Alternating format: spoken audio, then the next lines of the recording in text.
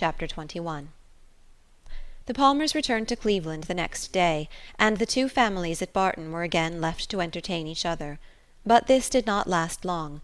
Elinor had hardly got their last visitors out of her head, had hardly done wondering at Charlotte's being so happy without a cause, at Mr. Palmer's acting so simply, with good abilities, and at the strange unsuitableness which often existed between husband and wife, before Sir John's and Mrs. Jennings's active zeal in the cause of society procured her some other new acquaintance to see and observe.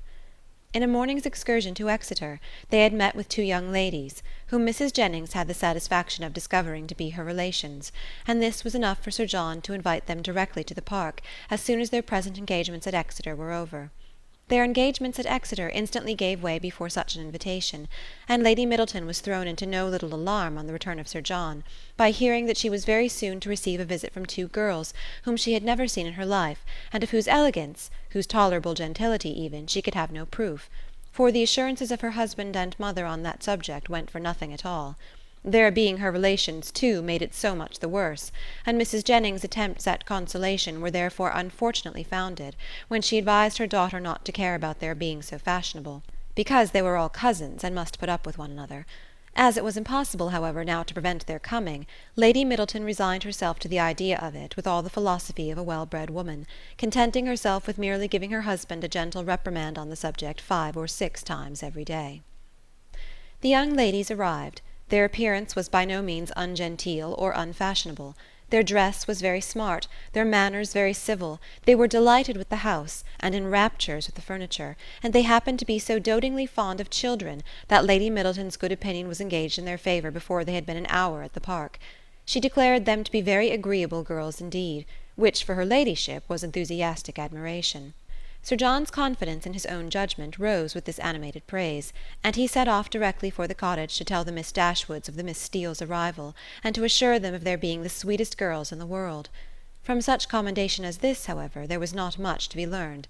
Elinor well knew that the sweetest girls in the world would be met with in every part of England, under every possible variation of form, face, temper, and understanding. Sir John wanted the whole family to walk to the park directly and look at his guests. Benevolent, philanthropic man!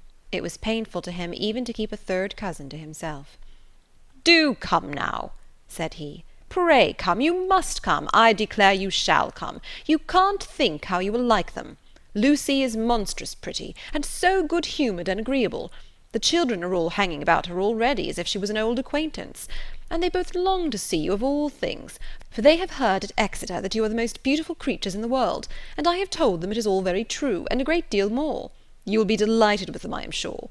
They have brought the whole coach full of playthings for the children. How can you be so cross as not to come? Why, they are your cousins, you know, after a fashion.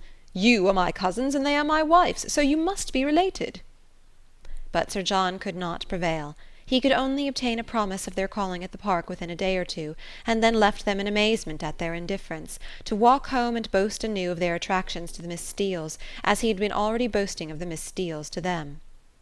When their promised visit to the park and consequent introduction to these young ladies took place, they found in the appearance of the eldest, who was nearly 30, with a very plain and not a sensible face, nothing to admire. But in the other, who was not more than 2 or 3 and 20, they acknowledged considerable beauty. Her features were pretty, and she had a sharp, quick eye and a smartness of air, which, though it did not give actual elegance or grace, gave distinction to her person. Their manners were particularly civil, and Elinor soon allowed them credit for some kind of sense, when she saw with what constant and judicious attention they were making themselves agreeable to Lady Middleton.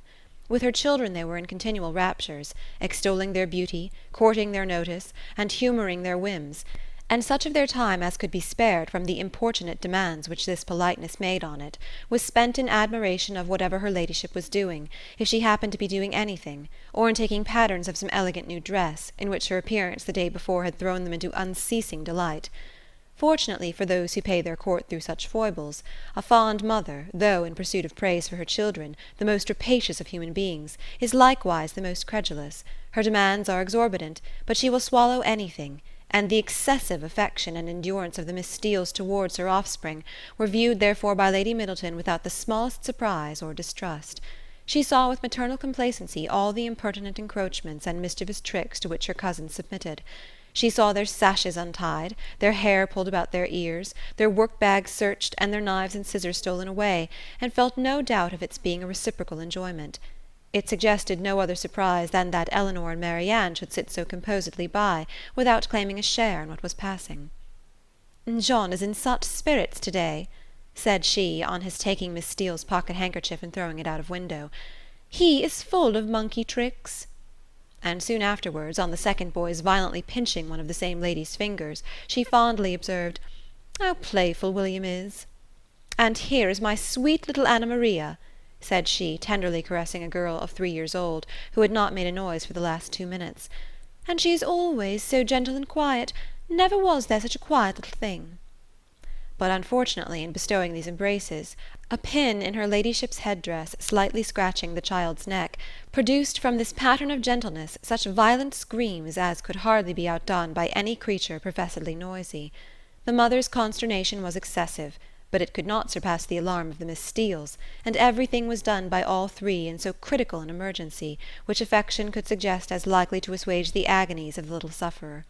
She was seated in her mother's lap, covered with kisses, her wound bathed with lavender water by one of the Miss Steeles, who was on her knees to attend her, and her mouth stuffed with sugar-plums by the other.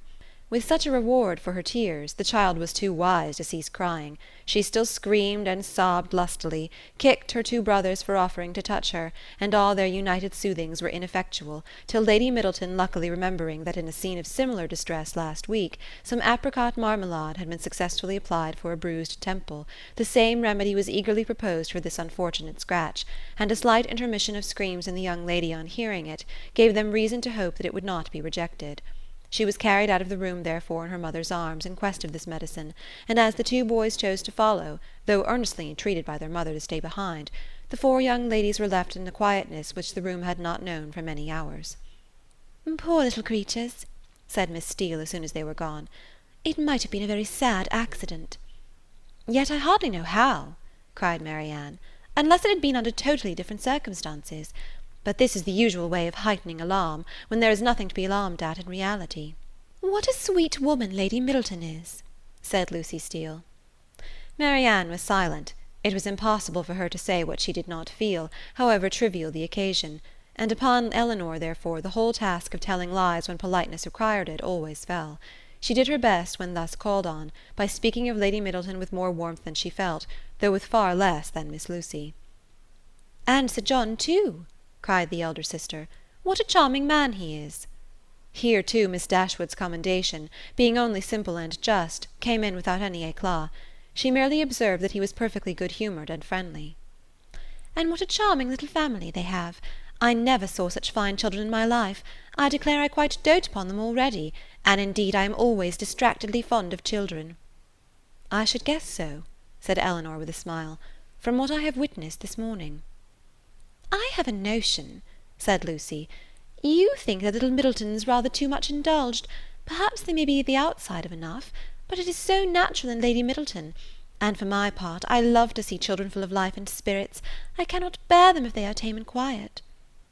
"I confess," replied Elinor, "that while I am at Barton Park, I never think of tame and quiet children with any abhorrence." A short pause succeeded this speech, which was first broken by Miss Steele, who seemed very much disposed for conversation, and who said, rather abruptly, "And how do you like Devonshire, Miss Dashwood? I suppose you are very sorry to leave Sussex?" In some surprise at the familiarity of this question, or at least of the manner in which it was spoken, Elinor replied that she was. "Norland is a prodigious beautiful place, is it not?" added Miss Steele. "We have heard Sir John admire it excessively," said Lucy, who seemed to think some apology necessary for the freedom of her sister. "I think every one must admire it," replied Elinor, "who ever saw the place, though it is not to be supposed that any one can estimate its beauties as we do." "And had you a great many smart beaux there? I suppose you have not so many in this part of the world. For my part, I think they are a vast addition always." "But why should you think," said Lucy, looking ashamed of her sister, "that there are not as many genteel young men in Devonshire as Sussex?" "Nay, my dear, I'm sure I don't pretend to say there aren't. I'm sure there's vast many smart beaux in Exeter, but, you know, how could I tell what smart beaux there might be about Norland? And I was only afraid the Miss Dashwoods might find it dull at Barton, if they had not so many as they used to have. But perhaps you young ladies may not care about the beaux, and had as lief be without them as with them. For my part, I think they are vastly agreeable, provided they dress smart and behave civil, but I can't bear to see them dirty and nasty. Now there's Mr. Rose at Exeter, a prodigious smart young man, quite a beau, clerk to Mr. Simpson, you know, and yet if you do but meet him of a morning, he is not fit to be seen. I suppose your brother was quite a beau, Miss Dashwood, before he married, as he was so rich." "Upon my word," replied Elinor, "I cannot tell you, for I do not perfectly comprehend the meaning of the word. But this I can say, that if he ever was a beau before he married, he is one still, for there is not the smallest alteration in him." "Oh dear, one never thinks of married men as being beaux. They have something else to do." "Lord, Anne," cried her sister, "you can talk of nothing but beaux. You'll make the Miss Dashwood believe you think of nothing else." And then, to turn the discourse, she began admiring the house and the furniture. This specimen of the Miss Steeles was enough. The vulgar freedom and folly of the eldest left her no recommendation, and as Elinor was not blinded by the beauty or the shrewd look of the youngest to her want of real elegance and artlessness, she left the house without any wish of knowing them better. Not so the Miss Steeles.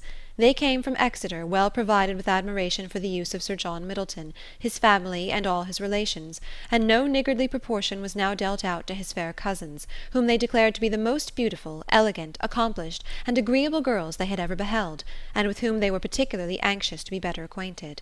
And to be better acquainted, therefore, Elinor soon found was their inevitable lot. For as Sir John was entirely on the side of the Miss Steeles, their party would be too strong for opposition, and that kind of intimacy must be submitted to, which consists of sitting an hour or two together in the same room almost every day. Sir John could do no more, but he did not know that any more was required. To be together was, in his opinion, to be intimate, and while his continual schemes for their meeting were effectual, he had not a doubt of their being established friends. To do him justice, he did everything in his power to promote their unreserve, by making the Miss Steeles acquainted with whatever he knew or supposed of his cousin's situation, in the most delicate particulars, and Elinor had not seen them more than twice, before the eldest of them wished her joy on her sister's having been so lucky as to make a conquest of a very smart beau since she came to Barton. "'Twill be a fine thing to have her married so young, to be sure," said she, "and I hear he is quite a beau, and prodigious handsome, and I hope you may have as good luck yourself soon, but perhaps you may have a friend in the corner already." Elinor could not suppose that Sir John would be more nice in proclaiming this suspicion of her regard for Edward than he had been with respect to Marianne. Indeed, it was rather his favourite joke of the two, as being somewhat newer and more conjectural, and since Edward's visit they had never dined together without his drinking to her best affections with so much significancy and so many nods and winks as to excite general attention. The letter F had been likewise invariably brought forward, and found productive of such countless jokes that its character as the wittiest letter in the alphabet had been long established with Elinor. The Miss Steeles, as she expected, had now all the benefit of these jokes, and in the eldest of them they raised a curiosity to know the name of the gentleman alluded to, which, though often impertinently expressed, was perfectly of a piece with her general inquisitiveness into the concerns of their family. But Sir John did not sport long with the curiosity which he delighted to raise, for he had at least as much pleasure in telling the name as Miss Steele had in hearing it. "His name is Ferrers," said he in a very audible whisper, "but pray do not tell it, for it's a great secret." "Ferrers?" repeated Miss Steele. "Mr. Ferrers is the happy man, is he? What, your sister-in-law's brother, Miss Dashwood? A very agreeable young man, to be sure. I know him very well." "How can you say so, Anne?" cried Lucy, who generally made an amendment to all her sister's assertions. "Though we have seen him once or twice at my uncle's, it is rather too much to pretend to know him very well." Elinor heard all this with attention and surprise. "And who was this uncle? Where did he live? How came they acquainted?" She wished very much to have the subject continued, though she did not choose to join in it herself, but nothing more of it was said, and for the first time in her life she thought Mrs. Jennings deficient either in curiosity after petty information or in a disposition to communicate it. The manner in which Miss Steele had spoken of Edward increased her curiosity, for it struck her as being rather ill-natured, and suggested the suspicion of that lady's knowing, or fancying herself to know something to his disadvantage.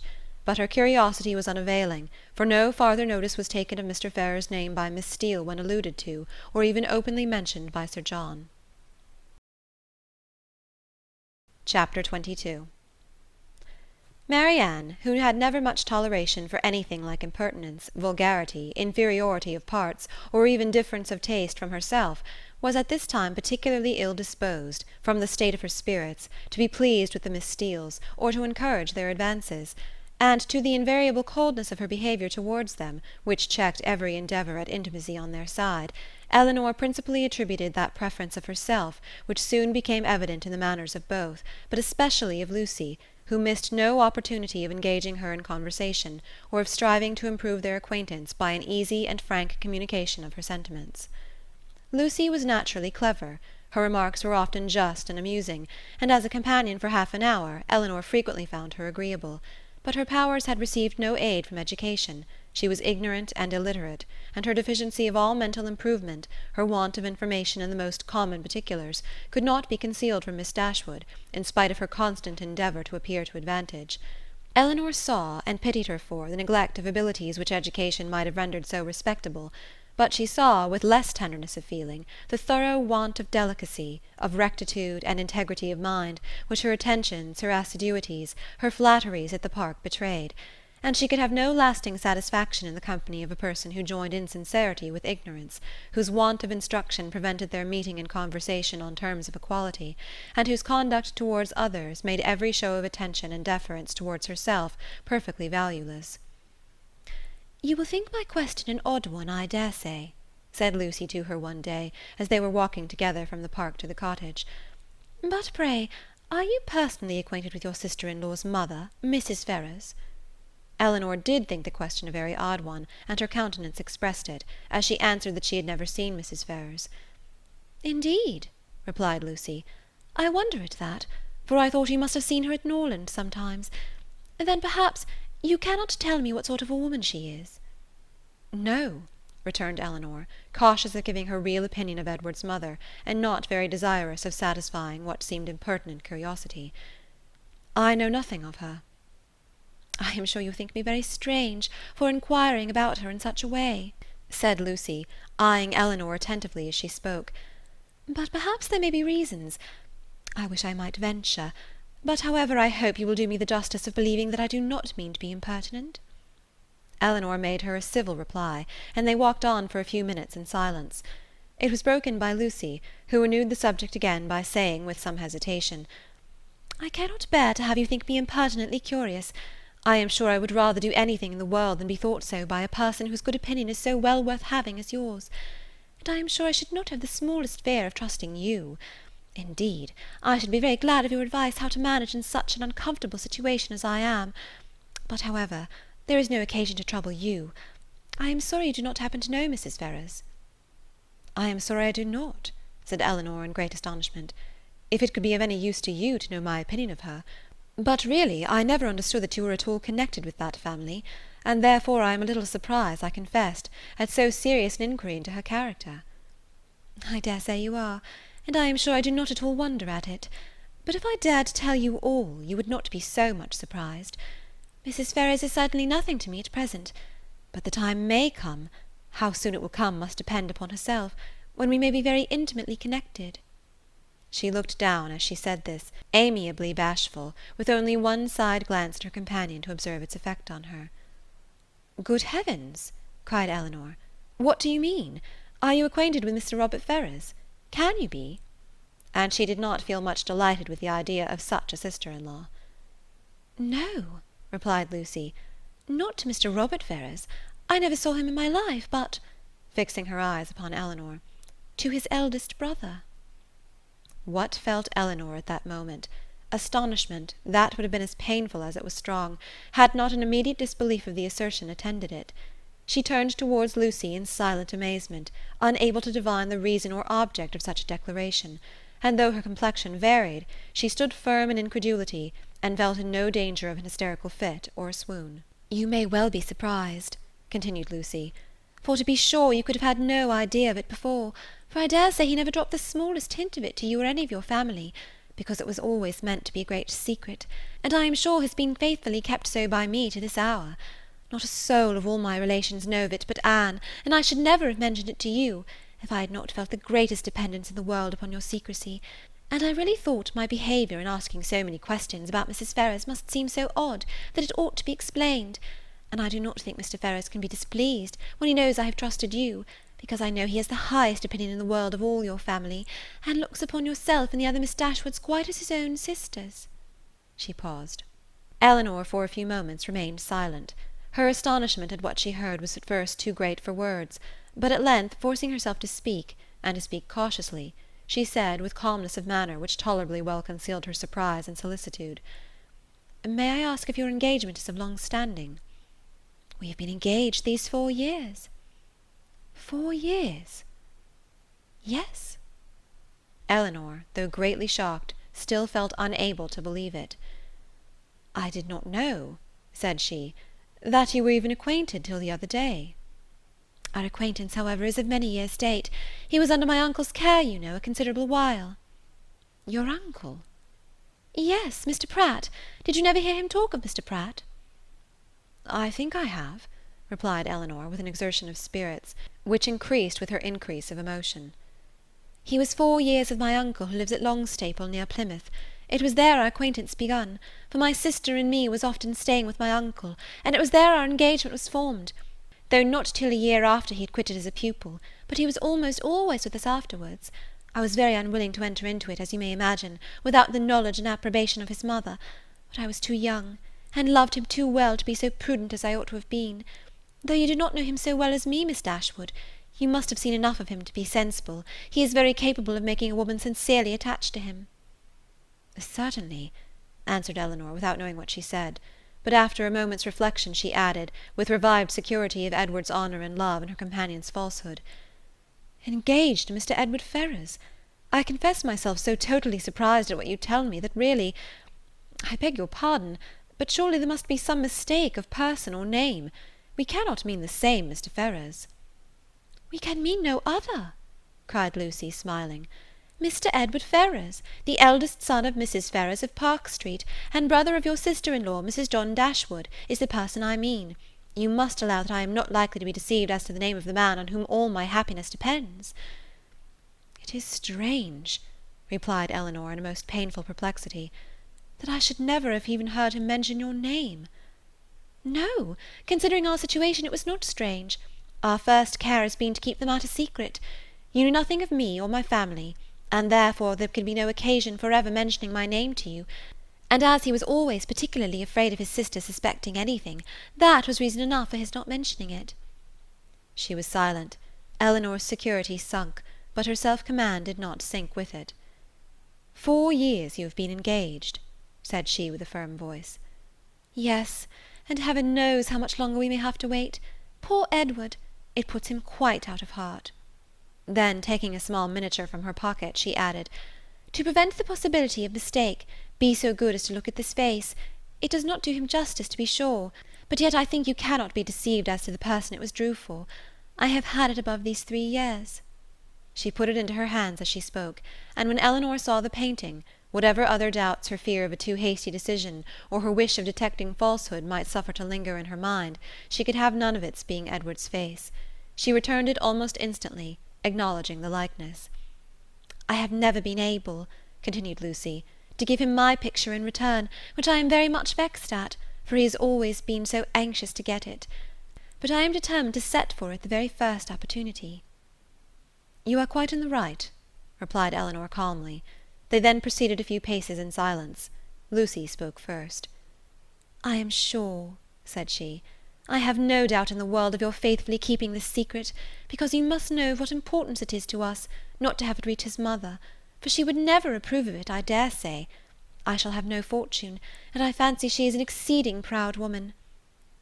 "I certainly did not seek your confidence," said Elinor, "but you do me no more than justice in imagining I may be depended upon. Your secret is safe with me. But pardon me if I express some surprise at so unnecessary a communication. You must at least have felt that my being acquainted with it could not add to its safety."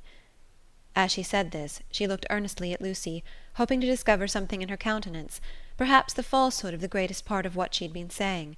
But Lucy's countenance suffered no change. "I was afraid you would think I was taking a great liberty with you," said she, "in telling you all this. I have not known you long, to be sure, personally at least, but I have known you and all your family by description a great while, and as soon as I saw you, I felt almost as if you was an old acquaintance. Besides, in the present case, I really thought some explanation was due to you after my making such particular inquiries about Edward's mother, and I am so unfortunate that I have not a creature whose advice I can ask. Anne is the only person that knows of it, and she has no judgment at all. Indeed, she does me a great deal more harm than good, for I am in constant fear of her betraying me. She does not know how to hold her tongue, as you must perceive, and I am sure I was in the greatest fright in the world t'other day, when Edward's name was mentioned by Sir John, lest she should out with it all. You can't think how much I go through in my mind from it altogether. I only wonder that I am alive after what I have suffered for Edward's sake these last 4 years. Everything in such suspense and uncertainty, and seeing him so seldom. We can hardly meet above twice a year. I am sure I wonder my heart is not quite broke." Here she took out her handkerchief, but Elinor did not feel very compassionate. "Sometimes," continued Lucy, after wiping her eyes, "I think whether it would not be better for us both to break off the matter entirely." As she said this, she looked directly at her companion. "But then at other times I have not resolution enough for it. I cannot bear the thoughts of making him so miserable, as I know the very mention of such a thing would do. And on my own account too, so dear as he is to me, I don't think I could be equal to it. What would you advise me to do in such a case, Miss Dashwood? What would you do yourself?" "Pardon me," replied Elinor, startled by the question, "but I can give you no advice under such circumstances. Your own judgment must direct you." "To be sure," continued Lucy, after a few minutes' silence on both sides, "his mother must provide for him some time or other, but poor Edward is so cast down by it. Did you not think him dreadful low-spirited when he was at Barton? He was so miserable when he left us at Longstaple to go to you, that I was afraid you would think him quite ill." "Did he come from your uncle's, then, when he visited us?" "Oh, yes, he had been staying a fortnight with us. Did you think he came directly from town?" "No," replied Elinor, most feelingly sensible of every fresh circumstance in favour of Lucy's veracity. "I remember he told us that he had been staying a fortnight with some friends near Plymouth." She remembered, too, her own surprise at the time, at his mentioning nothing farther of those friends, at his total silence with respect even to their names. "Did not you think him sadly out of spirits?" repeated Lucy. "We did indeed, particularly so when he first arrived." "I begged him to exert himself for fear you should suspect what was the matter, but it made him so melancholy, not being able to stay more than a fortnight with us, and seeing me so much affected. Poor fellow! I am afraid it is just the same with him now, for he writes in wretched spirits. I heard from him just before I left Exeter," taking a letter from her pocket, and carelessly showing the direction to Elinor. "You know his hand, I dare say. A charming one it is, but that is not written so well as usual. He was tired, I dare say, for he had just filled the sheet to me as full as possible." Elinor saw that it was his hand, and she could doubt no longer. This picture, she had allowed herself to believe, might have been accidentally obtained. It might not have been Edward's gift, but a correspondence between them by letter could subsist only under a positive engagement, could be authorized by nothing else. For a few moments she was almost overcome. Her heart sunk within her, and she could hardly stand, but exertion was indispensably necessary, and she struggled so resolutely against the oppression of her feelings that her success was speedy, and for the time complete. "Writing to each other," said Lucy, returning the letter into her pocket, "is the only comfort we have in such long separations. Yes, I have one other comfort in his picture, but poor Edward has not even that. If he had but my picture, he says he should be easy. I gave him a lock of my hair set in a ring when he was at Longstaple last, and that was some comfort to him, he said, but not equal to a picture. Perhaps you might notice the ring when you saw him." "I did," said Elinor, with a composure of voice, under which was concealed an emotion and distress beyond anything she had ever felt before. She was mortified, shocked, confounded. Fortunately for her, they had now reached the cottage, and the conversation could be continued no farther. After sitting with them a few minutes, the Miss Steeles returned to the park, and Elinor was then at liberty to think and be wretched. Chapter 23. However small Elinor's general dependence on Lucy's veracity might be, it was impossible for her on serious reflection to suspect it in the present case, where no temptation could be answerable to the folly of inventing a falsehood of such a description. What Lucy had asserted to be true, therefore, Elinor could not, dared not longer doubt. supported as it was too on every side by such probabilities and proofs, and contradicted by nothing but her own wishes.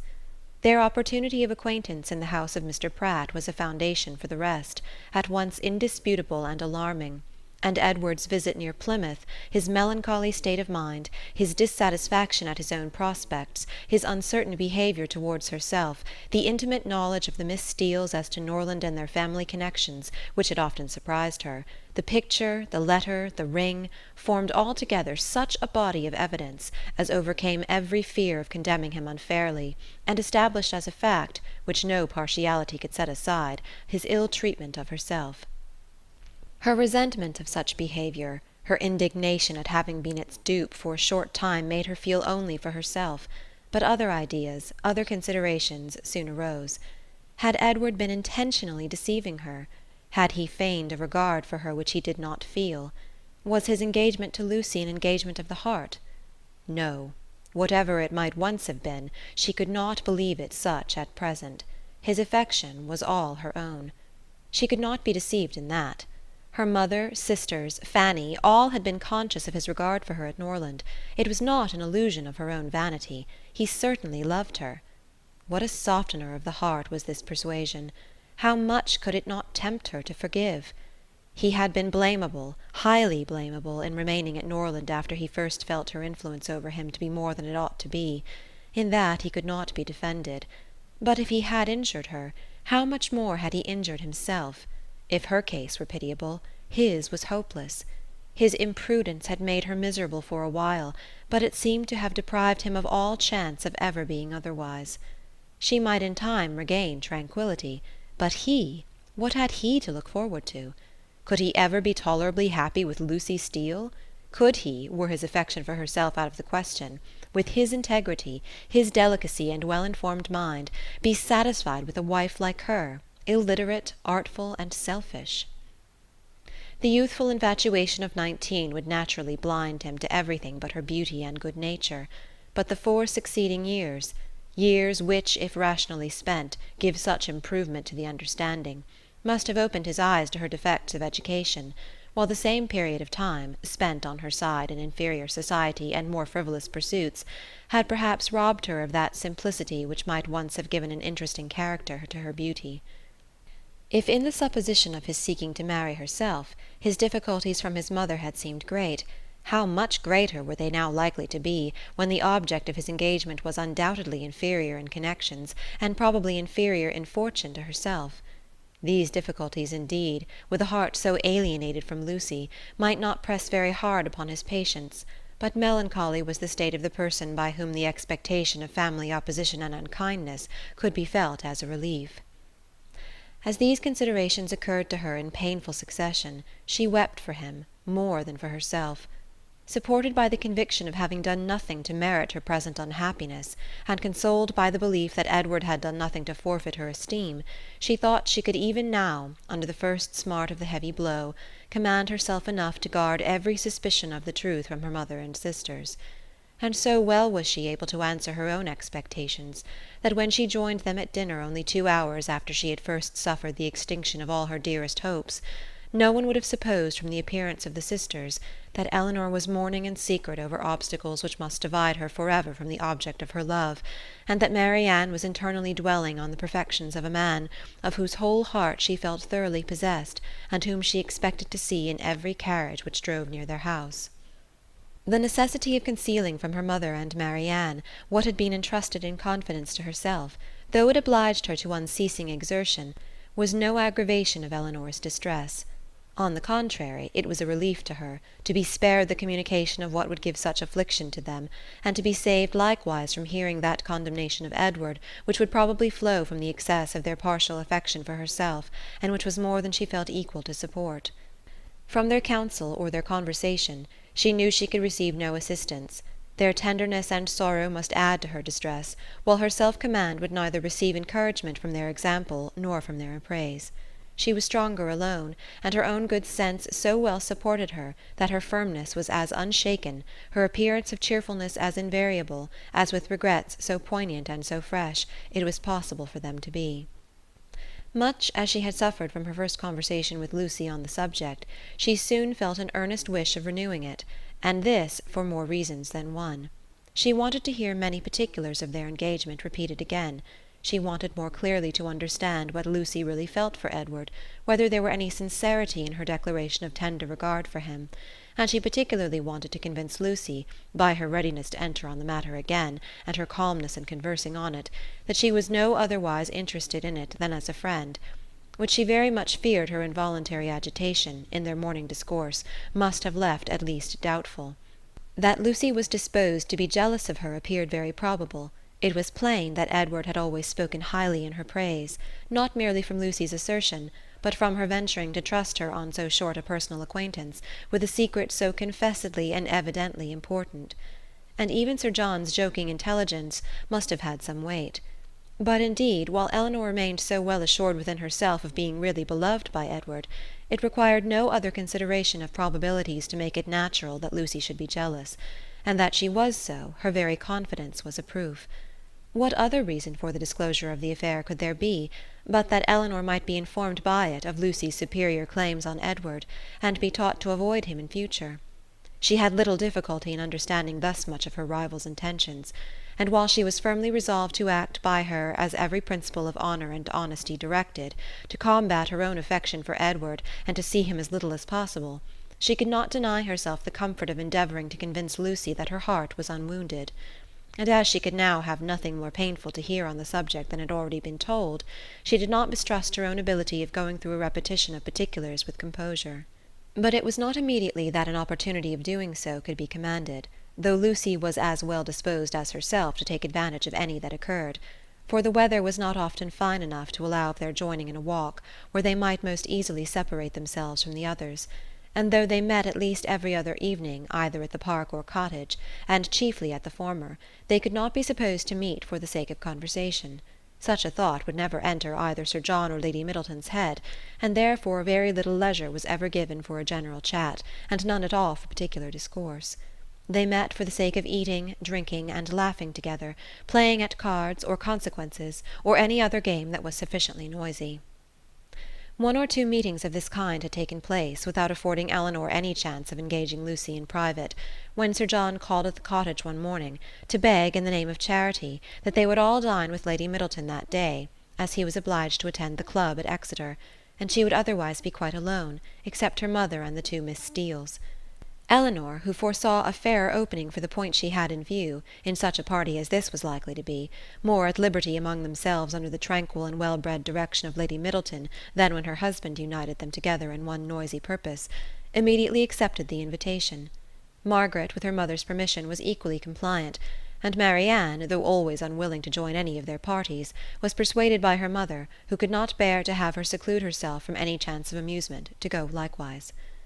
The young ladies went, and Lady Middleton was happily preserved from the frightful solitude which had threatened her. The insipidity of the meeting was exactly such as Elinor had expected. It produced not one novelty of thought or expression, and nothing could be less interesting than the whole of their discourse both in the dining-parlour and drawing-room. To the latter the children accompanied them, and while they remained there she was too well convinced of the impossibility of engaging Lucy's attention to attempt it. They quitted it only with the removal of the tea-things. The card-table was then placed, and Elinor began to wonder at herself for having ever entertained a hope of finding time for conversation at the park. They all rose up in preparation for a round game. "I am glad," said Lady Middleton to Lucy, "you are not going to finish poor little Anna Maria's basket this evening, for I am sure it must hurt your eyes to work filigree by candlelight, and we will make the dear little love some amends for her disappointment to-morrow, and then I hope she will not much mind it." This hint was enough. Lucy recollected herself instantly, and replied, "Indeed, you are very much mistaken, Lady Middleton. I am only waiting to know whether you can make your party without me, or I should have been at my filigree already. I would not disappoint the little angel for all the world, and if you want me at the card-table now, I am resolved to finish the basket after supper." "You are very good. I hope it won't hurt your eyes. Will you ring the bell for some working candles? My poor little girl would be sadly disappointed, I know, if the basket was not finished to-morrow, for though I told her it certainly would not, I am sure she depends upon having it done." Lucy directly drew her work-table near her, and reseated herself with an alacrity and cheerfulness which seemed to infer that she could taste no greater delight than in making a filigree basket for a spoilt child. Lady Middleton proposed a rubber of Casino to the others. No one made any objection but Marianne, who, with her usual inattention to the forms of general civility, exclaimed, "Your ladyship will have the goodness to excuse me. You know I detest cards. I shall go to the pianoforte. I have not touched it since it was tuned." And without farther ceremony she turned and walked to the instrument. Lady Middleton looked as if she thanked heaven that she had never made so rude a speech. "Marianne can never keep long from that instrument, you know, ma'am," said Elinor, endeavouring to smooth away the offence, "and I do not much wonder at it, for it is the very best toned pianoforte I ever heard." The remaining 5 were now to draw their cards. "Perhaps," continued Elinor, "if I should happen to cut out, I may be of some use to Miss Lucy Steele, in rolling her papers for her, and there is so much still to be done to the basket, that it must be impossible, I think, for her labour singly to finish it this evening. I should like the work exceedingly, if she would allow me a share in it." "Indeed, I shall be very much obliged to you for your help," cried Lucy, "for I find there is more to be done to it than I thought there was, and it would be a shocking thing to disappoint dear Anna Maria after all." "Oh, that would be terrible indeed," said Miss Steele. "Dear little soul! How I do love her!" "You are very kind," said Lady Middleton to Elinor, "and as you really like the work, perhaps you will be as well pleased not to cut in till another rubber, or will you take your chance now?" Elinor joyfully profited by the first of these proposals, and thus, by a little of that address which Marianne could never condescend to practise, gained her own end, and pleased Lady Middleton at the same time. Lucy made room for her with ready attention, and the 2 fair rivals were thus seated side by side at the same table, and with the utmost harmony engaged in forwarding the same work. The pianoforte, at which Marianne, wrapped up in her own music and her own thoughts, had by this time forgotten that anybody was in the room besides herself, was luckily so near them that Miss Dashwood now judged she might safely, under the shelter of its noise, introduce the interesting subject, without any risk of being heard at the card-table. Chapter 24. In a firm though cautious tone, Elinor thus began. "I should be undeserving of the confidence you have honoured me with, if I felt no desire for its continuance, or no farther curiosity on its subject. I will not apologize, therefore, for bringing it forward again." "Thank you," cried Lucy warmly, "for breaking the ice. You have set my heart at ease by it, for I was somehow or other afraid I had offended you by what I told you that Monday." "Offended me? How could you suppose so? Believe me," and Elinor spoke it with the truest sincerity, "nothing could be farther from my intention than to give you such an idea. Could you have a motive for the trust that was not honourable and flattering to me?" "And yet I do assure you," replied Lucy, her little sharp eyes full of meaning, "there seemed to me to be a coldness and displeasure in your manner that made me quite uncomfortable. I felt sure that you was angry with me, and I have been quarrelling with myself ever since for having took such a liberty as to trouble you with my affairs. But I am very glad to find it was only my own fancy, and that you really do not blame me. If you knew what a consolation it was to me to relieve my heart speaking to you of what I am always thinking of every moment of my life, your compassion would make you overlook everything else, I am sure." "Indeed, I can easily believe that it was a very great relief to you to acknowledge your situation to me, and be assured that you shall never have reason to repent it. Your case is a very unfortunate one. You seem to me to be surrounded with difficulties, and you will have need of all your mutual affection to support you under them. Mr. Ferrars, I believe, is entirely dependent on his mother." "He has only £2000 of his own. It would be madness to marry upon that, though for my own part I could give up every prospect of more without a sigh. I have been always used to a very small income, and could struggle with any poverty for him. But I love him too well to be the selfish means of robbing him, perhaps, of all that his mother might give him if he married to please her. We must wait. It may be for many years. With almost every other man in the world it would be an alarming prospect, but Edward's affection and constancy nothing can deprive me of, I know." "That conviction must be everything to you, and he is undoubtedly supported by the same trust in yours. If the strength of your reciprocal attachment had failed, as between many people, and under many circumstances it naturally would during a 4 years' engagement, your situation would have been pitiable indeed."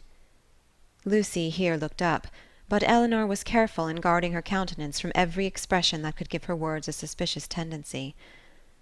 "Edward's love for me," said Lucy, "had been pretty well put to the test by our long, very long absence since we were first engaged, and it has stood the trial so well that I should be unpardonable to doubt it now.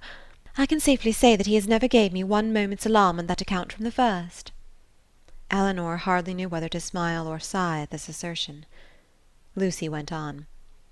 "I am rather of a jealous temper, too, by nature, and from our different situations in life, from his being so much more in the world than me, and our continual separation, I was enough inclined for suspicion to have found out the truth in an instant, if there had been the slightest alteration in his behaviour to me when we met, or any lowness of spirits that I could not account for, or if he had talked more of one lady than another, or seemed in any respect less happy at Longstaple than he used to be. I do not mean to say that I am particularly observant or quick-sighted in general, but in such a case I am sure I could not be deceived." "All this," thought Elinor, "is very pretty, but it can impose upon neither of us." "But what," said she, after a short silence, "are your views? Or have you none but that of waiting for Mrs. Ferrars's death, which is a melancholy and shocking extremity? Is her son determined to submit to this, and to all the tediousness of the many years of suspense in which it may involve you, rather than run the risk of her displeasure for a while by owning the truth?" "If we could be certain that it would only be for a while. But Mrs. Ferrars is a very headstrong and proud woman, and in her first fit of anger upon hearing it, would very likely secure everything to Robert, and the idea of that, for Edward's sake, frightens away all my inclination for hasty measures." "And for your own sake too. Or you are carrying your disinterestedness beyond reason." Lucy looked at Elinor again, and was silent. "Do you know Mr. Robert Ferrars?" asked Elinor. "Not at all. I never saw him, but I fancy he is very unlike his brother, a silly and great coxcomb." "A great coxcomb?" repeated Miss Steele, whose ear had caught those words by a sudden pause in Marianne's music. "Oh, they are talking of their favourite beaux, I dare say." "No, sister," cried Lucy, "you are mistaken there. Our favourite beaux are not great coxcombs." "I can answer for it that Miss Dashwood's is not," said Mrs. Jennings, laughing heartily, "for he is one of the modestest, prettiest behaved young men I ever saw. But as for Lucy, she is such a sly little creature, there is no finding out who she likes." "Oh," cried Miss Steele, looking significantly round at them, "I dare say Lucy's beau is quite as modest and pretty behaved as Miss Dashwood's." Elinor blushed in spite of herself. Lucy bit her lip and looked angrily at her sister. A mutual silence took place for some time. Lucy first put an end to it by saying in a lower tone, though Marianne was then giving them the powerful protection of a very magnificent concerto, "I will honestly tell you of one scheme which has lately come into my head for bringing matters to bear. Indeed, I am bound to let you into the secret, for you are a party concerned. I dare say you have seen enough of Edward to know that he would prefer the church to every other profession. Now my plan is that he should take orders as soon as he can, and then through your interest, which I am sure you would be kind enough to use out of friendship for him, and I hope out of some regard to me, your brother might be persuaded to give him Norland living, which I understand is a very good one, and the present incumbent not likely to live a great while. That would be enough for us to marry upon, and we might trust to time and chance for the rest." "I should always be happy," replied Elinor, "to show any mark of my esteem and friendship for Mr. Ferrars. But do you not perceive that my interest on such an occasion would be perfectly unnecessary? He is brother to Mrs. John Dashwood. That must be recommendation enough to her husband." "But Mrs. John Dashwood would not much approve of Edward's going into orders." "Then I rather suspect that my interest would do very little." They were again silent for many minutes. At length Lucy exclaimed with a deep sigh, "I believe it would be the wisest way to put an end to the business at once by dissolving the engagement. We seem so beset with difficulties on every side, that though it would make us miserable for a time, we should be happier perhaps in the end. But you will not give me your advice, Miss Dashwood?" "No," answered Elinor with a smile, which concealed very agitated feelings. "On such a subject I certainly will not. You know very well that my opinion would have no weight with you, unless it were on the side of your wishes." "Indeed, you wrong me," replied Lucy with great solemnity. "I know nobody of whose judgment I think so highly as I do of yours, and I do really believe that if you was to say to me, 'I advise you by all means to put an end to your engagement with Edward Ferrars, it will be more for the happiness of both of you,' I should resolve upon doing it immediately." Elinor blushed for the insincerity of Edward's future wife, and replied, "This compliment would effectually frighten me from giving any opinion on the subject had I formed one. It raises my influence much too high. The power of dividing two people so tenderly attached is too much for an indifferent person." "'Tis because you are an indifferent person," said Lucy with some pique, and laying a particular stress on those words, "that your judgment might justly have such weight with me. If you could be supposed to be biassed in any respect by your own feelings, your opinion would not be worth having." Elinor thought it wisest to make no answer to this, lest they might provoke each other to an unsuitable increase of ease and unreserve, and was even partly determined never to mention the subject again. Another pause, therefore, of many minutes' duration succeeded this speech, and Lucy was still the first to end it. "Shall you be in town this winter, Miss Dashwood?" said she with all her customary complacency. "Certainly not." "I am sorry for that," returned the other, while her eyes brightened at the information. "It would have gave me such pleasure to meet you there, but I dare say you will go for all that. To be sure, your brother and sister will ask you to come to them." "It will not be in my power to accept their invitation if they do." "How unlucky that is! I had quite depended upon meeting you there. Anne and me are to go the latter end of January to some relations who have been wanting us to visit these several years. But I only go for the sake of seeing Edward. He will be there in February, otherwise London would have no charms for me. I have not spirits for it." Elinor was soon called to the card-table by the conclusion of the first rubber, and the confidential discourse of the two ladies was therefore at an end, to which both of them submitted without any reluctance, for nothing had been said on either side to make them dislike each other less than they had done before, and Elinor sat down to the card-table with the melancholy persuasion that Edward was not only without affection for the person who was to be his wife, but that he had not even the chance of being tolerably happy in marriage, which sincere affection on her side would have given, for self-interest alone could induce a woman to keep a man to an engagement, of which she seemed so thoroughly aware that he was weary. From this time the subject was never revived by Elinor, and when entered on by Lucy, who seldom missed an opportunity of introducing it, and was particularly careful to inform her confidant of her happiness whenever she received a letter from Edward, it was treated by the former with calmness and caution, and dismissed as soon as civility would allow, for she felt such conversations to be an indulgence which Lucy did not deserve, and which were dangerous to herself. The visit of the Miss Steeles at Barton Park was lengthened far beyond what the first invitation implied. Their favour increased, they could not be spared, Sir John would not hear of their going, and in spite of their numerous and long-arranged engagements in Exeter, in spite of the absolute necessity of returning to fulfil them immediately, which was in full force at the end of every week, they were prevailed on to stay nearly 2 months at the Park, and to assist in the due celebration of that festival which requires a more than ordinary share of private balls and large dinners to proclaim its importance. Chapter 25. Though Mrs. Jennings was in the habit of spending a large portion of the year at the houses of her children and friends, she was not without a settled habitation of her own. Since the death of her husband, who had traded with success in a less elegant part of the town, she had resided every winter in a house in one of the streets near Portman Square. Towards this home she began on the approach of January to turn her thoughts, and thither she one day abruptly, and very unexpectedly by them, asked the elder Mrs. Dashwoods to accompany her. Elinor, without observing the varying complexion of her sister, and the animated look which spoke no indifference to the plan, immediately gave a grateful but absolute denial for both, in which she believed herself to be speaking their united inclinations. The reason alleged was their determined resolution of not leaving their mother at that time of the year. Mrs. Jennings received the refusal with some surprise, and repeated her invitation immediately. "Oh, Lord, I am sure your mother can spare you very well, and I do beg you will favour me with your company, for I've quite set my heart upon it. Don't fancy that you'll be any inconvenience to me, for I shan't put myself at all out of my way for you. It will only be sending Betty by the coach, and I hope I can afford that. We 3 shall be able to go very well in my chaise, and when we are in town, if you do not like to go wherever I do, well and good. You may always go with one of my daughters. I am sure your mother will not object to it, for I have had such good luck in getting my own children off my hands that she will think me a very fit person to have the charge of you. and if I don't get one of you at least well married before I have done with you, it shall not be my fault.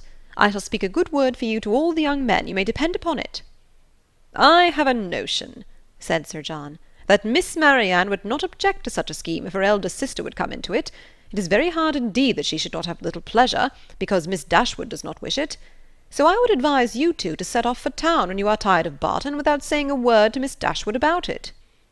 "Nay," cried Mrs. Jennings, "I am sure I shall be monstrous glad of Miss Marianne's company, whether Miss Dashwood will go or not, only the more the merrier, say I, and I thought it would be more comfortable for them to be together, because if they got tired of me they might talk to one another, and laugh at my old ways behind my back.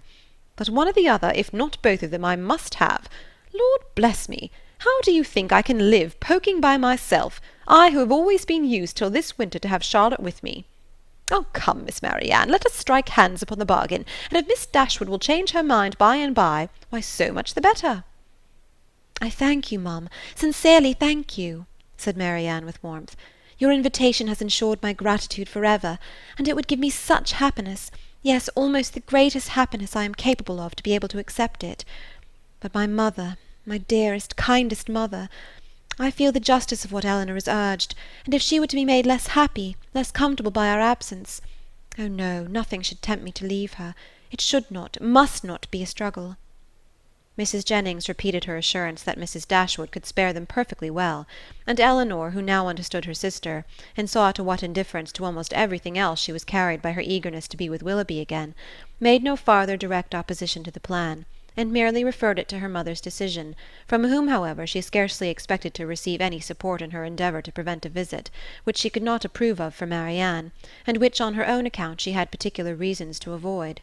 Whatever Marianne was desirous of, her mother would be eager to promote. She could not expect to influence the latter to cautiousness of conduct in an affair respecting which she had never been able to inspire her with distrust, and she dared not explain the motive of her own disinclination for going to London. That Marianne, fastidious as she was, thoroughly acquainted with Mrs. Jennings's manners and invariably disgusted by them, should overlook every inconvenience of that kind, should disregard whatever must be most wounding to her irritable feelings, in her pursuit of one object, was such a proof, so strong, so full, of the importance of that object to her, as Elinor, in spite of all that had passed, was not prepared to witness. On being informed of the invitation, Mrs. Dashwood, persuaded that such an excursion would be productive of much amusement to both her daughters, and perceiving through all her affectionate attention to herself how much the heart of Marianne was in it, would not hear of their declining the offer upon her account, insisted on their both accepting it directly, and then began to foresee, with her usual cheerfulness, a variety of advantages that would accrue to them all from this separation. "I am delighted with the plan," she cried. "It is exactly what I could wish. Margaret and I shall be as much benefited by it as yourselves. When you and the Middletons are gone, we shall go on so quietly and happily together with our books and our music. You will find Margaret so improved when you come back again. I have a little plan of alteration for your bedrooms too, which may now be performed without any inconvenience to any one. It is very right that you should go to town. I would have every young woman of your condition in life acquainted with the manners and amusements in London. You will be under the care of a motherly, good sort of woman, of whose kindness to you I can have no doubt. And in all probability you will see your brother, and whatever may be his faults, or the faults of his wife, what I consider whose son he is, I cannot bear to have you so wholly estranged from each other." "Though with your usual anxiety for our happiness," said Elinor, "you have been obviating every impediment to the present scheme which occurred to you, there is still one objection which, in my opinion, cannot be so easily removed." Marianne's countenance sunk. "And what," said Mrs. Dashwood, "is my dear prudent Elinor going to suggest? What formidable obstacle is she now to bring forward? Do let me hear a word about the expense of it." "My objection is this. Though I think very well of Mrs. Jennings' heart, she is not a woman whose society can afford us pleasure, or whose protection will give us consequence." "That is very true," replied her mother. "But of her society, separately from that of other people, you will scarcely have anything at all, and you will almost always appear in public with Lady Middleton." "If Elinor is frightened away by her dislike of Mrs. Jennings," said Marianne, "at least it need prevent my accepting her invitation. I have no such scruples, and I am sure I could put up with every unpleasantness of that kind with very little effort." Elinor could not help smiling at this display of indifference towards the manners of a person to whom she had often had difficulty in persuading Marianne to behave with tolerable politeness, and resolved within herself that if her sister persisted in going, she would go likewise, as she did not think it proper that Marianne should be left to the sole guidance of her own judgment, or that Mrs. Jennings should be abandoned to the mercy of Marianne for all the comfort of her domestic hours. To this determination she was the more easily reconciled by recollecting that Edward Ferrars, by Lucy's account, was not to be in town before February, and that their visit, without any unreasonable abridgment, might be previously finished. "I will have you both go," said Mrs. Dashwood. "These objections are nonsensical. You will have much pleasure in being in London, and especially in being together. And if Elinor would ever condescend to anticipate enjoyment, she would foresee it there from a variety of sources. She would, perhaps, expect some from improving her acquaintance with her sister-in-law's family." Elinor had often wished for an opportunity of attempting to weaken her mother's dependence on the attachment of Edward and herself, that the shock might be less when the whole truth were revealed; and now, on this attack, though almost hopeless of success, she forced herself to begin her design by saying, as calmly as she could, "I like Edward Ferrars very much, and shall always be glad to see him. But as to the rest of the family, it is a matter of perfect indifference to me whether I am ever known to them or not." Mrs. Dashwood smiled and said nothing. Marianne lifted up her eyes in astonishment, and Elinor conjectured that she might as well have held her tongue. After very little farther discourse, it was finally settled that the invitation should be fully accepted. Mrs. Jennings received the information with a great deal of joy, and many assurances of kindness and care. Nor was it a matter of pleasure merely to her. Sir John was delighted, for to a man, whose prevailing anxiety was the dread of being alone, the acquisition of two, to the number of inhabitants in London, was something. Even Lady Middleton took the trouble of being delighted, which was putting herself rather out of her way. And as for the Miss Steeles, especially Lucy, they had never been so happy in their lives as this intelligence made them. Elinor submitted to the arrangement which counteracted her wishes with less reluctance than she had expected to feel. With regard to herself, it was now a matter of unconcern whether she went to town or not, and when she saw her mother so thoroughly pleased with the plan, and her sister exhilarated by it in look, voice, and manner, restored to all her usual animation, and elevated to more than her usual gaiety, she could not be dissatisfied with the cause, and would hardly allow herself to distrust the consequence. Marianne's joy was almost a degree beyond happiness, so great was the perturbation of her spirits and her impatience to be gone. Her unwillingness to quit her mother was the only restorative to calmness, and at the moment of parting her grief on that score was excessive. Her mother's affliction was hardly less, and Elinor was the only one of the three who seemed to consider the separation as anything short of eternal. Their departure took place in the first week of January. The Middletons were to follow in about a week. The Miss Steeles kept their station at the park, and were to quit it only with the rest of the family. Chapter 26. Elinor could not find herself in the carriage with Mrs. Jennings, and beginning a journey to London under her protection, and as her guest, without wondering at her own situation. So short had their acquaintance with that lady been, so wholly unsuited were they in age and disposition, and so many had been her objections against such a measure only a few days before. But these objections had all, with that happy ardour of youth which Marianne and her mother equally shared, been overcome or overlooked, and Elinor, in spite of every occasional doubt of Willoughby's constancy, could not witness the rapture of delightful expectation which filled the whole soul and beamed in the eyes of Marianne, without feeling how blank was her own prospect, how cheerless her own state of mind in the comparison, and how gladly she would engage in the solicitude of Marianne's situation to have the same animating object in view, the same possibility of hope. A very short time, however, must now decide what Willoughby's intentions were. In all probability he was already in town. Marianne's eagerness to be gone declared her dependence on finding him there, and Elinor was resolved not only upon gaining every new light as to his character, which her own observation or the intelligence of others could give her, but likewise upon watching his behaviour to her sister with such zealous attention as to ascertain what he was and what he meant, before many meetings had taken place. Should the result of her observations be unfavourable, she was determined at all events to open the eyes of her sister. Should it be otherwise, her exertions would be of a different nature. She must then learn to avoid every selfish comparison, and banish every regret which might lessen her satisfaction in the happiness of Marianne. They were 3 days on their journey, and Marianne's behaviour as they travelled was a happy specimen of what future complaisance and companionableness to Mrs. Jennings might be expected to be. She sat in silence almost all the way, wrapped in her own meditations, and scarcely ever voluntarily speaking, except when any object of picturesque beauty within their view drew from her an exclamation of delight exclusively addressed to her sister. To atone for this conduct, therefore, Elinor took immediate possession of the post of civility which she had assigned herself, behaved with the greatest attention to Mrs. Jennings, talked with her, laughed with her, and listened to her whenever she could; and Mrs. Jennings, on her side, treated them both with all possible kindness, was solicitous on every occasion for their ease and enjoyment, and only disturbed that she could not make them choose their own dinners at the inn, nor extort a confession of their preferring salmon to cod, or boiled fowls to veal cutlets. They reached town by 3 o'clock the third day, glad to be released, after such a journey, from the confinement of a carriage, and ready to enjoy all the luxury of a good fire. The house was handsome, and handsomely fitted up, and the young ladies were immediately put in possession of a very comfortable apartment.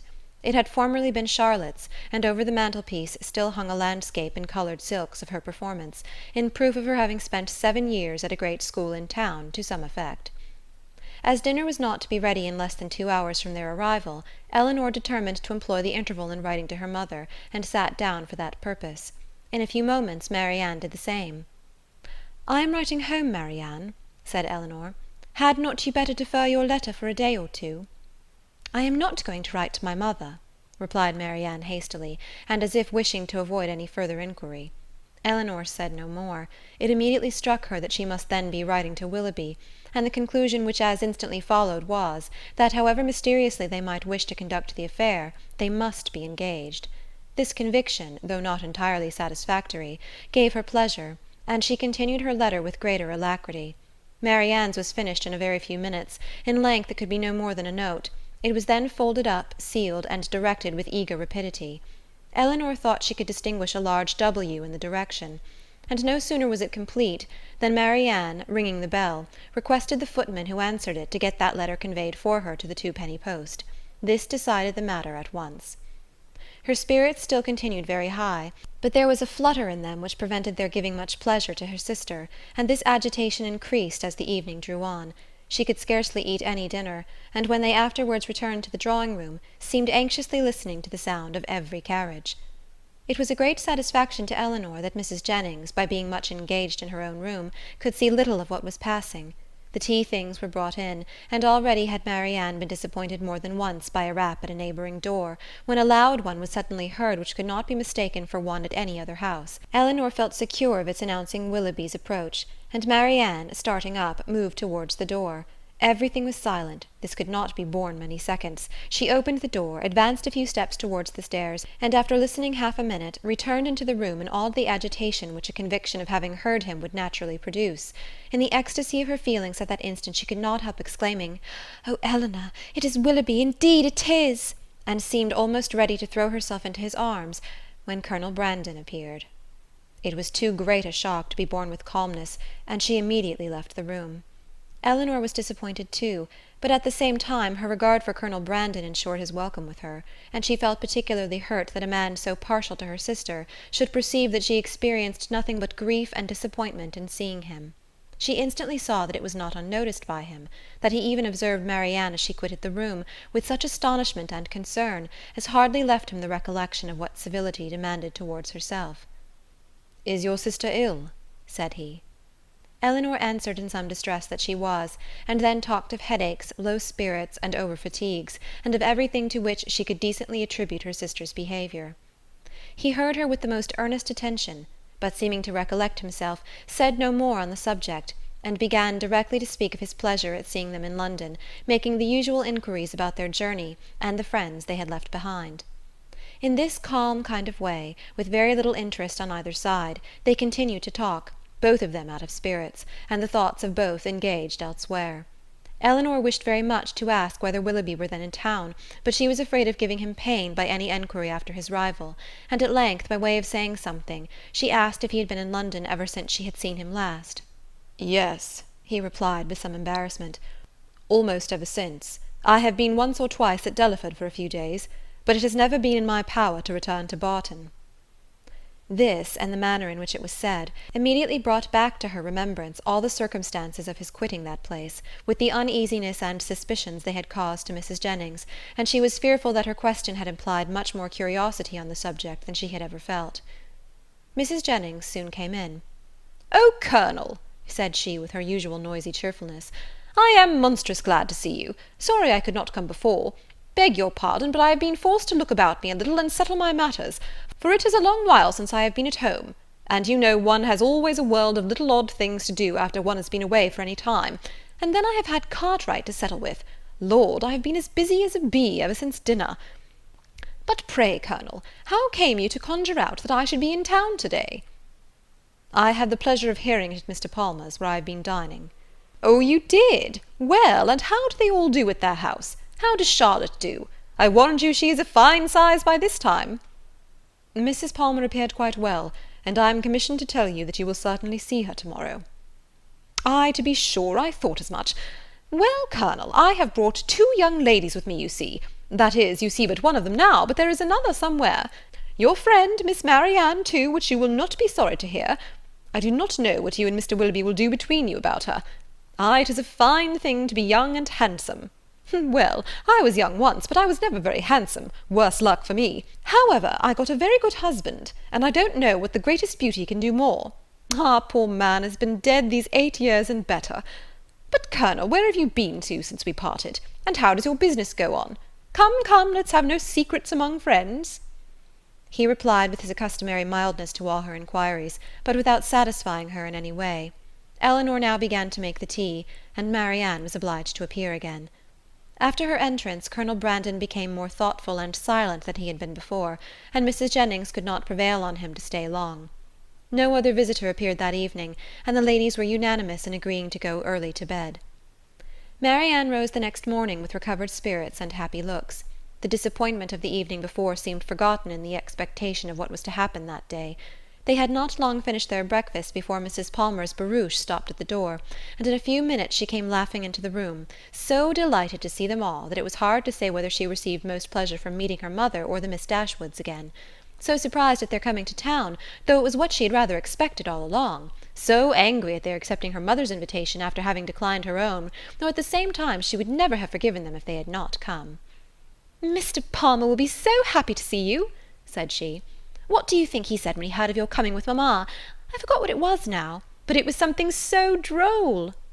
After an hour or two spent in what her mother called comfortable chat, or in other words in every variety of inquiry concerning all their acquaintance on Mrs. Jennings's side, and in laughter without cause on Mrs. Palmer's, it was proposed by the latter that they should accompany her to some shops where she had business that morning, to which Mrs. Jennings and Elinor readily consented, as having likewise some purchases to make themselves, and Marianne, though declining it at first, was induced to go likewise. Wherever they went she was evidently always on the watch. In Bond Street especially, where much of their business lay, her eyes were in constant inquiry, and in whatever shop the party were engaged, her mind was equally abstracted from everything actually before them, from all that interested and occupied the others. Restless and dissatisfied everywhere, her sister could never obtain her opinion of any article of purchase, however it might equally concern them both. She received no pleasure from anything, was only impatient to be at home again, and could with difficulty govern her vexation at the tediousness of Mrs. Palmer, whose eye was caught by everything pretty, expensive, or new, who was wild to buy all, could determine on none, and dawdled away her time in rapture and indecision. It was late in the morning before they returned home, and no sooner had they entered the house than Marianne flew eagerly upstairs, and when Elinor followed, she found her turning from the table with a sorrowful countenance, which declared that no Willoughby had been there. "Has no letter been left here for me since we went out?" said she to the footman who then entered with the parcels. She was answered in the negative. "Are you quite sure of it?" she replied. "Are you certain that no servant, no porter, has left any letter or note?" The man replied that none had. "How very odd," said she in a low and disappointed voice, as she turned away to the window. "How odd indeed," repeated Elinor within herself, regarding her sister with uneasiness. If she had not known him to be in town, she would not have written to him as she did. She would have written to Combe Magna, and if he is in town, how odd that he should neither come nor write. Oh, my dear mother, You must be wrong in permitting an engagement between a daughter so young, a man so little known, to be carried on in so doubtful, so mysterious a manner. I long to inquire, and how will my interference be borne?" She determined, after some consideration, that if appearances continued many days longer as unpleasant as they were now, she would represent in the strongest manner to her mother the necessity of some serious enquiry into the affair. Mrs. Palmer and two elderly ladies of Mrs. Jennings's intimate acquaintance, whom she had met and invited in the morning, dined with them. The former left them soon after tea to fulfil her evening engagements, and Elinor was obliged to assist in making a whist table for the others. Marianne was of no use on these occasions, as she would never learn the game, but though her time was therefore at her own disposal, the evening was by no means more productive of pleasure to her than to Elinor, for it was spent in all the anxiety of expectation and the pain of disappointment. She sometimes endeavoured for a few minutes to read, but the book was soon thrown aside, and she returned to the more interesting employment of walking backwards and forwards across the room, pausing for a moment whenever she came to the window, in hopes of distinguishing the long-expected rap. Chapter 27. "If this open weather holds much longer," said Mrs. Jennings, when they met at breakfast the following morning, "Sir John will not like leaving Barton next week. 'Tis a sad thing for sportsmen to lose a day's pleasure. Poor souls! I always pity them when they do. They seem to take it so much to heart." "That is true," cried Marianne in a cheerful voice, and walking to the window as she spoke to examine the day. "I had not thought of that. This weather will keep many sportsmen in the country." It was a lucky recollection. All her good spirits were restored by it. "It is charming weather for them, indeed," she continued as she sat down to the breakfast table with a happy countenance. "How much they must enjoy it! But," with a little return of anxiety, "it cannot be expected to last long. At this time of the year, and after such a series of rain, we shall certainly have very little more of it. Frosts will soon set in, and in all probability with severity. In another day or two, perhaps, this extreme mildness can hardly last longer. Nay, perhaps it may freeze to-night." "At any rate," said Elinor, wishing to prevent Mrs. Jennings from seeing her sister's thoughts as clearly as she did, "I dare say we shall have Sir John and Lady Middleton in town by the end of next week." "Ay, my dear, I'll warrant you we do. Mary always has her own way." "And now," silently conjectured Elinor, "she will write to Combe by this day's post." But if she did, the letter was written and sent away with a privacy which eluded all her watchfulness to ascertain the fact. Whatever the truth of it might be, and as far as Elinor was from feeling thorough contentment about it, yet while she saw Marianne in spirits she could not be very uncomfortable herself, and Marianne was in spirits, happy in the mildness of the weather, and still happier in her expectation of a frost. The morning was chiefly spent in leaving cards at the houses of Mrs. Jennings's acquaintance to inform them of her being in town, and Marianne was all the time busy in observing the direction of the wind, watching the variations of the sky, and imagining an alteration in the air. "Don't you find it colder than it was in the morning, Elinor? There seems to me a very decided difference. I can hardly keep my hands warm even in my muff. It was not so yesterday, I think. The clouds seem parting, too. The sun will be out in a moment, and we shall have a clear afternoon." Elinor was alternately diverted and pained, but Marianne persevered, and saw every night in the brightness of the fire, and every morning in the appearance of the atmosphere, the certain symptoms of approaching frost. The Miss Dashwoods had no greater reason to be dissatisfied with Mrs. Jennings's style of living and set of acquaintance than with her behaviour to themselves, which was invariably kind. Everything in her household arrangements was conducted on the most liberal plan, and excepting a few old city friends, whom, to Lady Middleton's regret, she had never dropped, she visited no one to whom an introduction could at all discompose the feelings of her young companions. Pleased to find herself more comfortably situated in that particular than she had expected, Elinor was very willing to compound for the want of much real enjoyment from any of their evening parties, which, whether at home or abroad, formed only for cards, could have little to amuse her.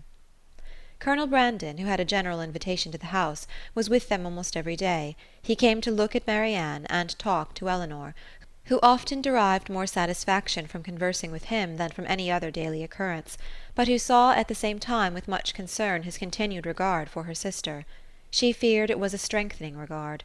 It grieved her to see the earnestness with which he often watched Marianne, and his spirits were certainly worse than when at Barton. About a week after their arrival, It became certain that Willoughby was also arrived. His card was on the table when they came in from the morning's drive. "Good God!" cried Marianne. "He has been here while we were out." Elinor, rejoiced to be assured of his being in London, now ventured to say, "Depend upon it, he will call again to-morrow." But Marianne seemed hardly to hear her, and on Mrs. Jennings's entrance escaped with the precious card. This event, while it raised the spirits of Elinor, restored to those of her sister all, and more than all, their former agitation. From this moment her mind was never quiet. The expectation of seeing him every hour of the day made her unfit for anything. She insisted on being left behind the next morning when the others went out. Elinor's thoughts were full of what might be passing in Berkeley Street during their absence, but a moment's glance at her sister when they returned was enough to inform her that Willoughby had paid no second visit there. A note was just then brought in and laid on the table. "For me?" cried Marianne, stepping hastily forward. "No, mum, for my mistress." But Marianne, not convinced, took it instantly up. "It is indeed for Mrs. Jennings. How provoking!"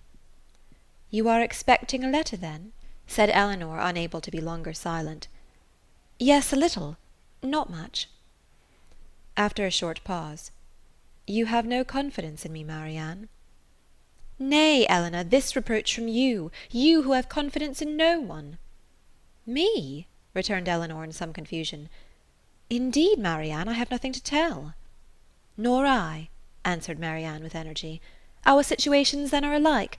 We have neither of us anything to tell, you because you do not communicate, and I because I conceal nothing." Elinor, distressed by this charge of reserve in herself, which she was not at liberty to do away, knew not how, under such circumstances, to press for greater openness in Marianne. Mrs. Jennings soon appeared, and the note being given her, she read it aloud. It was from Lady Middleton, announcing their arrival in Conduit Street the night before, and requesting the company of her mother and cousins the following evening. Business on Sir John's part, and a violent cold on her own, prevented their calling in Berkeley Street. The invitation was accepted, but when the hour of appointment drew near, necessary as it was in common civility to Mrs. Jennings that they should both attend her on such a visit, Elinor had some difficulty in persuading her sister to go, for still she had seen nothing of Willoughby, and therefore was not more indisposed for amusement abroad than unwilling to run the risk of his calling again in her absence. Elinor found, when the evening was over, that disposition is not materially altered by a change of abode, for although scarcely settled in town, Sir John had contrived to collect around him nearly 20 young people, and to amuse them with a ball. This was an affair, however, of which Lady Middleton did not approve. In the country, an unpremeditated dance was very allowable, but in London, where the reputation of elegance was more important and less easily attained, it was risking too much for the gratification of a few girls to have it known that Lady Middleton had given a small dance of 8 or 9 couples, with 2 violins and a mere sideboard collation. Mr. and Mrs. Palmer were of the party. From the former, whom they had not seen before since their arrival in town, as he was careful to avoid the appearance of any attention to his mother-in-law, and therefore never came near her, they received no mark of recognition on their entrance. He looked at them slightly without seeming to know who they were, and merely nodded to Mrs. Jennings from the other side of the room. Marianne gave one glance round the apartment as she entered. It was enough. He was not there, and she sat down, equally ill-disposed to receive or communicate pleasure. After they had been assembled about an hour, Mr. Palmer sauntered towards the Miss Dashwoods to express his surprise on seeing them in town, though Colonel Brandon had been first informed of their arrival at his house, and he had himself said something very droll on hearing that they were to come. "I thought you were both in Devonshire," said he. "Did you?" replied Elinor. "When do you go back again?" "I do not know." And thus ended their discourse. Never had Marianne been so unwilling to dance in her life as she was that evening, and never so much fatigued by the exercise. She complained of it as they returned to Berkeley Street. "Ay, ay," said Mrs. Jennings.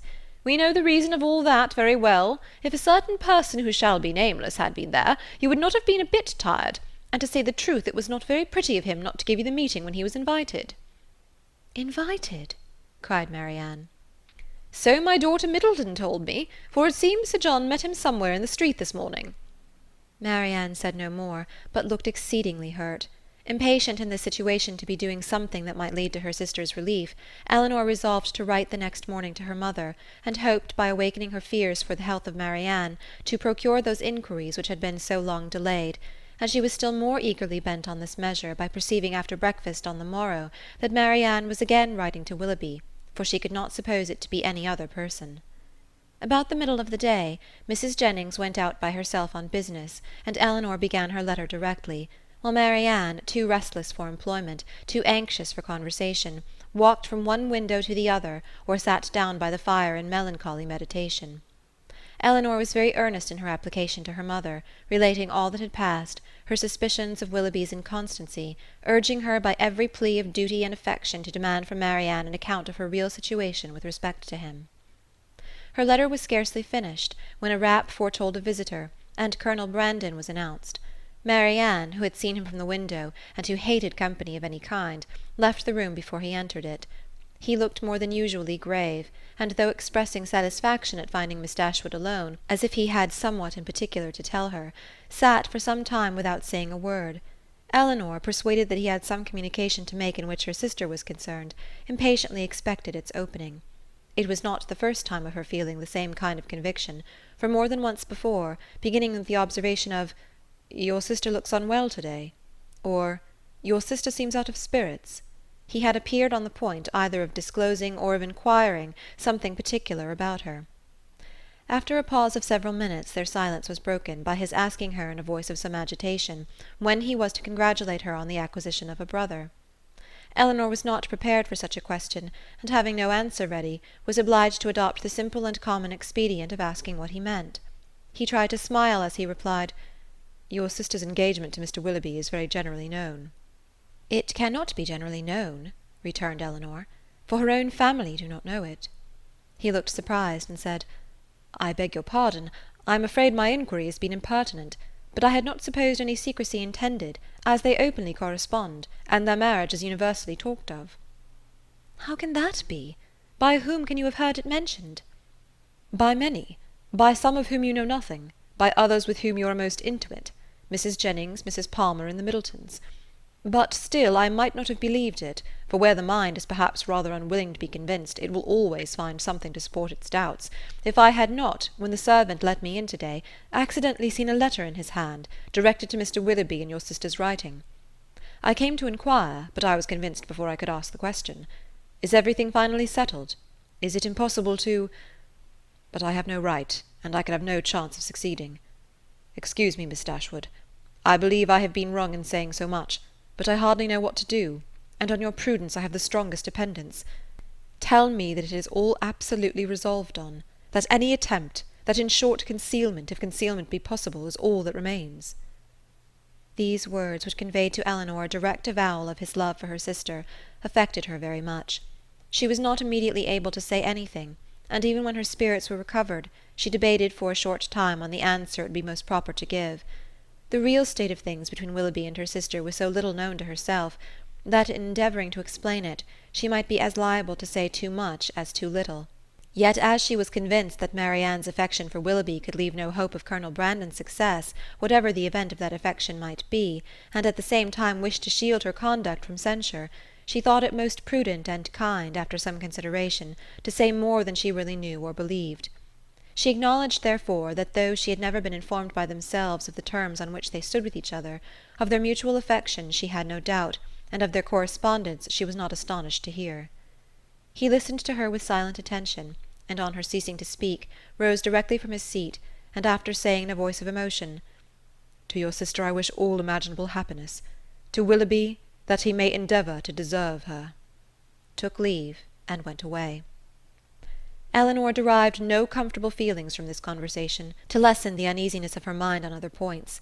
She was left, on the contrary, with a melancholy impression of Colonel Brandon's unhappiness, and was prevented even from wishing it removed, by her anxiety for the very event that must confirm it. Chapter 28. Nothing occurred during the next 3 or 4 days to make Elinor regret what she had done, in applying to her mother, for Willoughby neither came nor wrote.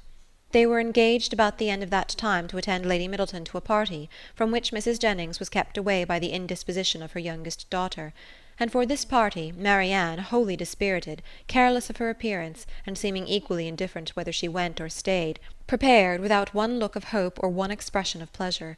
She sat by the drawing-room fire after tea, till the moment of Lady Middleton's arrival, without once stirring from her seat or altering her attitude, lost in her own thoughts, and insensible of her sister's presence; and when at last they were told that Lady Middleton waited for them at the door, she started as if she had forgotten that any one was expected. They arrived in due time at the place of destination, and as soon as the string of carriages before them would allow, alighted, ascended the stairs, heard their names announced from one landing-place to another in an audible voice, and entered a room splendidly lit up, quite full of company, and insufferably hot. When they had paid their tribute of politeness by curtsying to the lady of the house, they were permitted to mingle in the crowd, and take their share of the heat and inconvenience, to which their arrival must necessarily add. After some time spent in saying little or doing less, Lady Middleton sat down to Casino, and as Marianne was not in spirits for moving about, she and Elinor, luckily succeeding to chairs, placed themselves at no great distance from the table. They had not remained in this manner long, before Elinor perceived Willoughby, standing within a few yards of them, in earnest conversation with a very fashionable-looking young woman. She soon caught his eye, and he immediately bowed, but without attempting to speak to her, or to approach Marianne, though he could not but see her, and then continued his discourse with the same lady. Elinor turned involuntarily to Marianne, to see whether it could be unobserved by her. At that moment she first perceived him, and her whole countenance glowing with sudden delight, she would have moved towards him instantly, had not her sister caught hold of her. "Good heavens!" she exclaimed. "He is there! He is there! Oh, why does he not look at me? Why cannot I speak to him?" "Pray, pray be composed," cried Elinor, "and do not betray what you feel to everybody present. Perhaps he has not observed you yet." This, however, was more than she could believe herself, and to be composed at such a moment was not only beyond the reach of Marianne, it was beyond her wish. She sat in agony of impatience which affected every feature. At last he turned round again and regarded them both. She started up, and pronouncing his name in a tone of affection, held out her hand to him. He approached, and addressing himself rather to Elinor than Marianne, as if wishing to avoid her eye, and determined not to observe her attitude, inquired in a hurried manner after Mrs. Dashwood, and asked how long they had been in town. Elinor was robbed of all presence of mind by such an address, and was unable to say a word. But the feelings of her sister were instantly expressed. Her face was crimsoned over, and she exclaimed in the voice of the greatest emotion, "Good God! Willoughby! What is the meaning of this? Have you not received my letters? Will you not shake hands with me?" He could not then avoid it, but her touch seemed painful to him, and he held her hand only for a moment. During all this time he was evidently struggling for composure. Elinor watched his countenance and saw its expression becoming more tranquil. After a moment's pause, he spoke with calmness. "I did myself the honour of calling in Berkeley Street last Tuesday, and very much regretted that I was not fortunate enough to find yourselves and Mrs. Jennings at home. My card was not lost, I hope." "But have you not received my notes?" cried Marianne in the wildest anxiety. "Here is some mistake, I am sure, some dreadful mistake. What can be the meaning of it? Tell me, Willoughby, for heaven's sake, tell me, what is the matter?" He made no reply.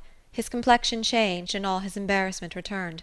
But as if, on catching the eye of the young lady with whom he had been previously talking, he felt the necessity of instant exertion, he recovered himself again, and after saying, "Yes, I had the pleasure of receiving the information of your arrival in town, which you were so good as to send me," turned hastily away with a slight bow, and joined his friend. Marianne, now looking dreadfully white and unable to stand, sunk into her chair, and Elinor, expecting every moment to see her faint, tried to screen her from the observation of others, while reviving her with lavender water. "Go to him, Elinor," she cried as soon as she could speak, "and force him to come to me. Tell him I must see him again, must speak to him instantly. I cannot rest, I shall not have a moment's peace till this is explained. Some dreadful misapprehension or other. Oh, go to him this moment." "How can that be done? No, my dearest Marianne, you must wait. This is not the place for explanations. Wait only till tomorrow." With difficulty, however, could she prevent her from following him herself, and to persuade her to check her agitation, to wait, at least, with the appearance of composure, till she might speak to him with more privacy and more effect, was impossible, for Marianne continued incessantly to give way in a low voice to the misery of her feelings by exclamations of wretchedness.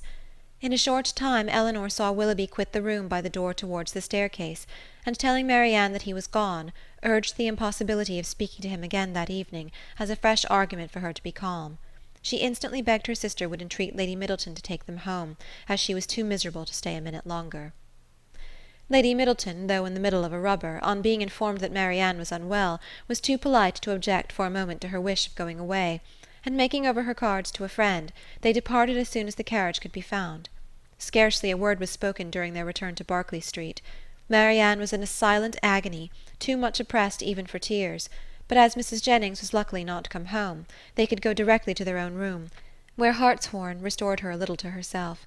She was soon undressed and in bed, and as she seemed desirous of being alone, her sister then left her, and while she waited the return of Mrs. Jennings, had leisure enough for thinking over the past.